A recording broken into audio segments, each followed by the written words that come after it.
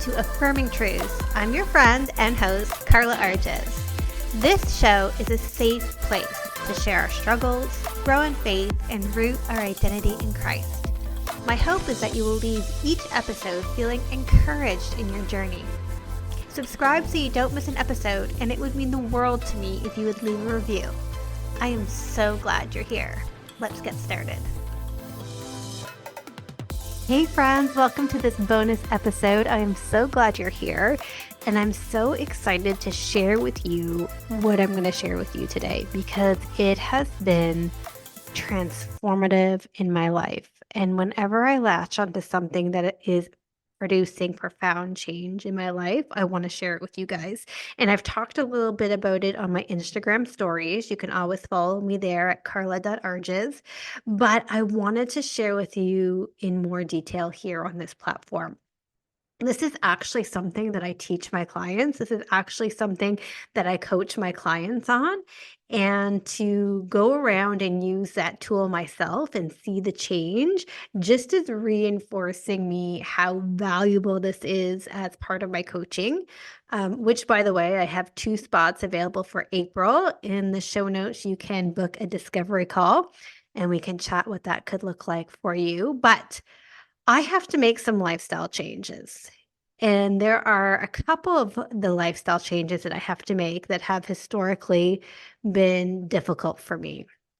If you're wondering why I have to make these lifestyle changes, it's just overall health and wellness and really wanting to become even more of who God created me to be, right? And He's so gracious. He treats us like an onion, right? There's layers. He doesn't expect us to transform completely all at once. He helps us get to one level. He helps us get stable at that level, and then he calls us someplace higher, and he does the work to do something higher. So I am in this process with God right now where he is calling me higher. And so that is requiring me to make some lifestyle changes. And like I said, a couple of the changes have historically been hard for me. And I'm going to tell you 2 of the changes that I'm doing. I'm doing a lot of changes, but 2 of the changes I'm doing is waking up a bit earlier to go for a long walk to ensure that I hit 10K steps a day. And the other change I'm making is no longer drinking alcohol. Not that I ever had like this, big issue with alcohol, but I'm not drinking alcohol anymore. And those 2 things historically have been very hard for me. And I have tried in the past numerous times to A, get up earlier to move my body, and B, stop drinking alcohol. And I can tell you, I have never been successful in the long term with either. And really what it has come down to is the language and the wiring I have been doing with my brain in approaching these behavior changes. Let me break that down for you. Let's start with the waking up early. I have always said I'm not a morning person. I have always said waking up in the morning is hard for me. And maybe that is something that you say too. You want to start a Bible study in the morning, but getting up earlier to get that in, you say is hard for you. You're not a morning person. You really need your sleep. You say that language. Maybe you've tried it, and every time you've tried it, your body has just rebelled. It's been tired. You've been sluggish the whole day. And I want to tell you, a large part of the reason why that's happening based on neuroscience is because you are priming your brain to fail at the very activity you want to be successful at. When you use that language, you are priming your brain to fail at the change you want to make. You see, the brain does not like to be in disagreement with its experience. This is why I say to what we focus on grows, right? If we focus on, say we're buying a new car and we're going to buy a Honda, all of a sudden we see the same models of Honda around. That's not because all of a sudden more people bought Hondas. It's because you've primed your brain to see it that way. It's also like when, let's say, you're going to be tickled. In anticipation of being tickled, your body reacts even before you get tickled. Why? Because you have primed your brain and your body to react based on what you're thinking, based on your thought life, right? And there is power in the spoken word, and there's power over the words and the stories we tell ourselves in our mind. So when you tell yourself, I'm not a morning person, when you confess over yourself that waking up is hard, guess what? When you wake up, your brain's going to say, oh, I don't like doing this and this is hard. And so your brain will produce evidence to make that belief true. And your body will fall in line with the brain's attempt to make evidence that that's true. Are you following here? The brain does not like to be in disagreement with your thought life. So what you think, your brain will try to create based on how it filters information, based on how it tells your body to respond. So one of the things that I've been doing is changing my language about getting up. I have stopped thinking that mornings are hard for me. I'm not a morning person. I have changed my language to say, I embrace mornings. I'm excited for each new morning. I'm looking forward to the morning. And can I tell you, the last little while, I've been waking up earlier to get my Bible study and my hour-long walk in. It hasn't been a struggle. In fact, today is Sunday, the day that I'm recording this. I always sleep in on Sundays. I get up, get ready, and go to church. I woke up before my husband and my son this morning to go for a walk, to listen to worship music. I'm listening to a book on audio, on Audible as well. And I got my walk in. And can I tell you, waking up saying, I embrace this morning, I'm excited for this day, I'm excited for this walk, changed everything. I didn't do it sluggishly. I wasn't dragging myself. There was no misery attached to it because my brain, I'm priming my brain, right, to find things in agreement with the statement that I'm saying that I embrace mornings. So my brain is filtering information, filtering my thoughts to be in agreement with the statement that I embrace mornings. My body, my brain is sending my body signals to say, oh, this is something we embrace. We should be happy about it. We should be excited about it. I'm priming my brain through my language. The language that you say is priming your brain and your body on how to respond. What are you confessing over yourself?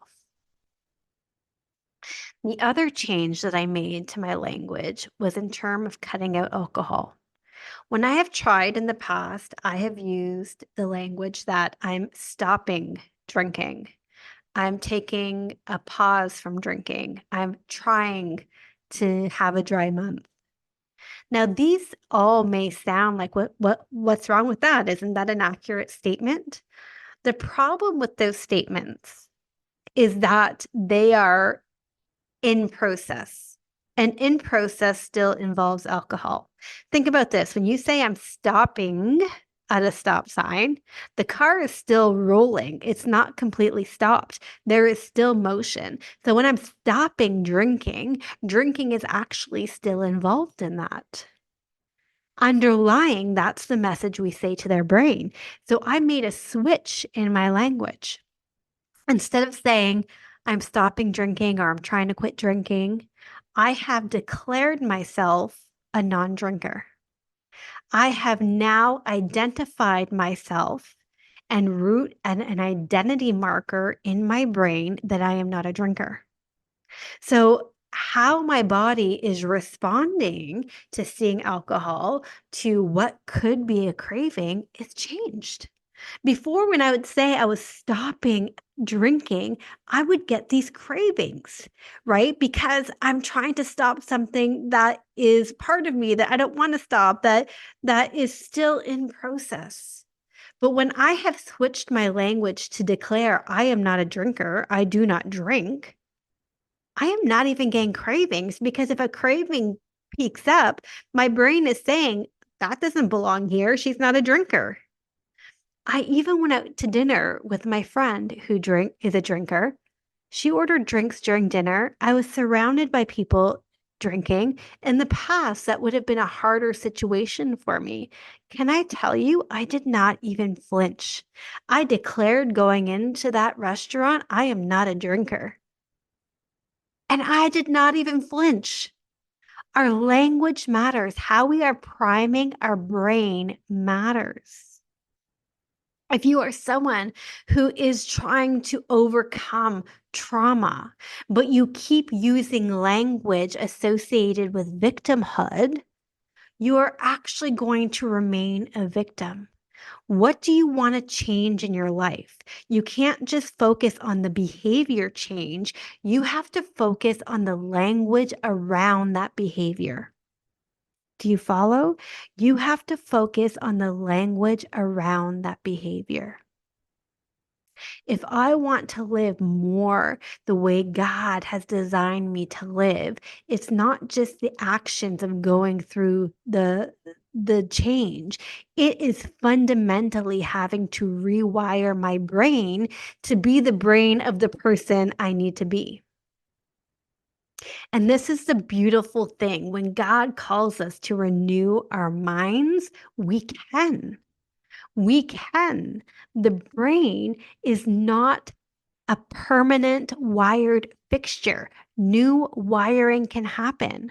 I talk about this in Renewing Hope. If you want a course to take on how to overcome, how to dive into your core beliefs, how to rewire your thinking, get Renewing Hope. The link is in the bio. The link is in the show notes. But your language matters.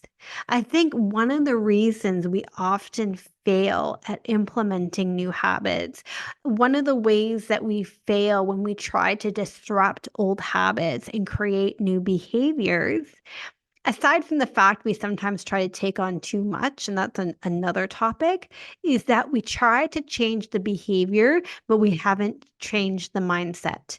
We haven't changed how we identify in relation to that behavior, right? Like, if I want to run a marathon, but I keep telling myself I'm not a runner as I try to train for running, I maybe go out there and try training, but if my inner dialogue is I'm not a runner, how well do you think my training's going to go? How far do you think I'm going to get in that training? How well do you think I'll perform at that marathon? But if I start going out there training and I tell myself I am an athlete, I am a runner, this is what I do, how do you think my training is going to go? How do you think I'm going to perform in the marathon? There will be a marked difference in being able to change the behavior and become who you want to become when you change the language and not just try to change the behavior.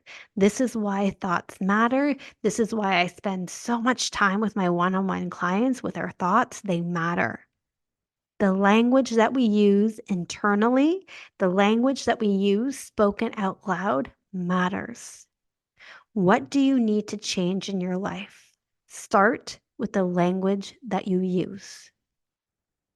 So, so important. Guys, this is renewing your mind in action. This is reestablishing your identity in alignment to who Christ says you are. This is taking thoughts captive and putting them into the obedience of Christ. That is what this is. Guys, if you need help with this, reach out. It's what I do. It's what I love supporting women in. Remember, your language matters. I'll talk to you next time.